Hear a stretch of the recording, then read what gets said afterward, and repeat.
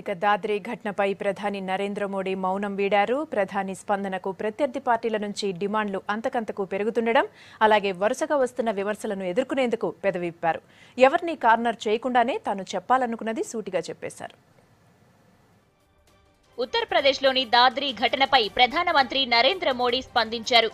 దాద్రి ఘటన రాజకీయంగా దేశంలో హీట్ పెంచిన తరుణంలో ఆ అంశాన్ని పరోక్షంగా ప్రస్తావించారు ప్రధాని. హిందూ ముస్లింలు ఒకరిపై ఒకరు పోట్లాడుకోవాలా లేక అంతా ఒక్కటై పేదరికంపై పోరాడాలో ప్రజలే నిర్ణయించుకోవాలని అన్నారు.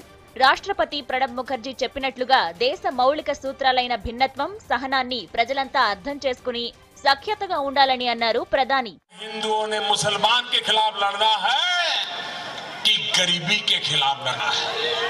ముసల్మాన్ తय करे कि हिंदू के खिलाफ लड़ना है कि गरीबी के खिलाफ लड़ना है. खुद नरेंद्र मोदी कहता है अगर उसके भी बात मत सुनिए.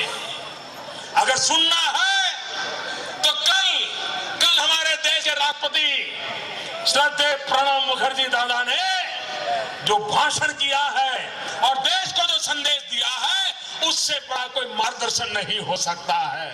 ప్రధాని వ్యాఖ్యలపై మండిపడింది కాంగ్రెస్. మోడీ చెప్పేదానికి బీజేపీ చేసేదానికి పోలిక లేదని అన్నారు నేతలు. బీజేపీ అజెండాను బ్యాక్డోర్ నుంచి అమలు చేస్తున్నారని విమర్శించారు. దాద్రి ఘటనపై నమో ఇంకా మౌనం వీడలేదని స్పష్టం చేశారు.